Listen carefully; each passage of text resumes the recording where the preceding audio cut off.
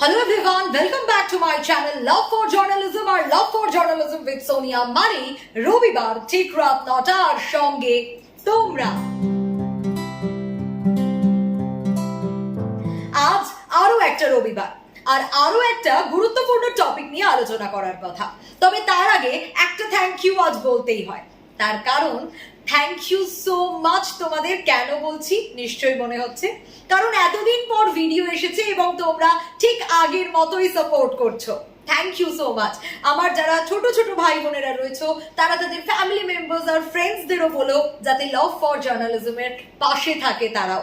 আশা করি তাদের একটু হলেও হেল্প হবে, এবং যদি কারোর একটুও হেল্প হয়, যেরকম তোমরা বিভিন্ন সময় বলেছো যে তোমরা উপকৃত হয়েছো, ইট মিনস আ লট। কারণ এইটার জন্যেই এই চ্যানেলটা খোলা, এই ইউটিউব চ্যানেলটা। বারবার আমি বলি, যত না আমার তার থেকে অনেক অনেক অনেক বেশি তোমাদের।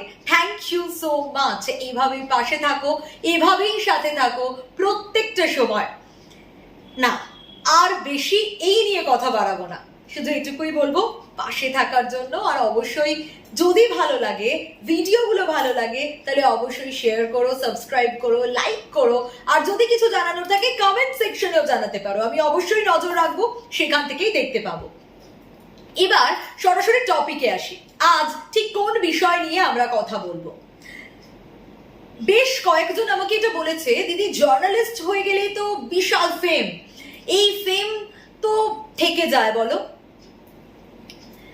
আমি সবার আগে তাদের উদ্দেশ্যে বা যারা এটা ভাবো তাদের উদ্দেশ্যে একটা কথা বলতে চাই যে এই যে ফেমের বিষয়টা তোমরা ভাবছো, নেম ফেম এগুলো সত্যি থেকে যায়, থাকে না, সবটা কিন্তু নিজের ওপর ডিপেন্ড করে। আর এই ফেমটা পাওয়ার জন্যে অনেকটা পথ পেরোতে হয়, কণ্টকাকীর্ণ পথ বলে না, ঠিক সেই রকম খুব স্মুথ জার্নি কিন্তু সবার জন্য হয় না। অনেক স্ট্রাগল থাকে এর জন্য, অনেক অধ্যাবসায় থাকে, অনেক স্ট্রাগল থাকে। তারপর এই পথে কোথাও গিয়ে সেই কাঁটাগুলোকে সরিয়ে একটু মসৃণ পথ দেখা যায়। হ্যাঁ, এটা হয়তো সব প্রফেশনের ক্ষেত্রেই তাই। কিন্তু আমি যেহেতু জার্নালিজম নিয়ে কথা বলছি, জার্নালিস্ট হওয়ার স্বপ্ন যারা দেখো তাদের জন্যে কথা বলছি, তাই বলবো বাবা, শুধু ফেম, আমার ফেম হবে, আমার নাম ডাক হবে, একজন রিনাউন্ড জার্নালিস্ট হব আমি, এই ভাবনা রাখা অবশ্যই ভালো। কিন্তু এই ফেমটা আমার সব সময় থেকে যাবে এরকমটা কিন্তু নয়। একটা মুহূর্ত সবটা এদিক ওদিক করে দিতে পারে। তাই আমরা কখনো ফেমের পিছনে ছুটবো না। ফেম আমাদের কাছে এমনি আসবে যদি আমরা কাজটা ঠিক করে করতে পারি। এটা আমাদের মাথায় রাখতে হবে। আমাদের মাথায় রাখতে হবে যে আমি কি করছি। আমাদের মাথায় রাখতে হবে যে প্রত্যেকটা স্টেপ ফেলার আগে আমি কি বলছি। খুব ফ্র্যাকশন অফ সেকেন্ডস এর মধ্যে হলেও ভাবিয়া করিও কাজ, করিয়া ভাবিও না, এই কথাটাই রয়েছে। এক্ষেত্রেও একেবারে অক্ষরে অক্ষরে প্রযোজ্য। একটা স্লিপ অফ টাং, একটা ভুল শব্দ, একটা ভুল এদিক থেকে ওদিক করে দিতে পারে সবকিছু। ক্ষমাও হয়ে যেতে পারে, বাট স্টিল আমাদের সব থেকে আগে, সব থেকে ওয়ার্স্টটাই তো আমরা ভাবতে হয়, ভয় পেতে হয় সেটা ভেবে। তাই সবসময় এটা মাথায় রাখতে হবে যে নেম ফেম থাকবে, কিন্তু সেটা অর্জন করতে হবে তোমায়। তোমাকে তোমার ফেমটা, তোমাকে তোমার রিনাউন্ড জার্নালিস্ট হওয়াটা অর্জন করতে হবে। কেউ এমনি এমনি স্পুন ফিড করিয়ে দিতে পারে না তোমার ফেম, রাতারাতি হয়ে যেতে পারে না। অনেক স্ট্রাগল দরকার এটার জন্য, অনেক মানে অনেক। যে বা যারা এটা মনে করো যে জার্নালিস্ট হয়ে গেলেই ফেম পাওয়া যাবে, প্রচুর ফেম, সাংবাদিক, তারা কিন্তু মানে যারা রয়েছেন রিনাউন্ড জার্নালিস্ট, তারা অনেক অধ্যাবসায়, অনেক স্ট্রাগল, অনেক কিছুর ফল। একদিনে কেউ রিনাউন্ড হয়ে যেতে পারে না এই ফিল্ডে।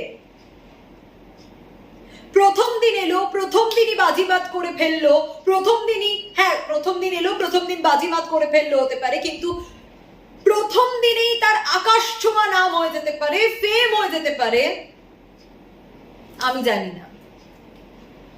আমি জানি এটা এরকম একটা পেশা যে পেশায় প্রতিনিয়ত প্রতি মুহূর্ত পড়াশোনা করতে হয়। হ্যাঁ, অনেক পেশার জন্যই হয়। আমি আমার পেশাটা নিয়েই কথা বলছি যেহেতু, তাই এটাই বলবো।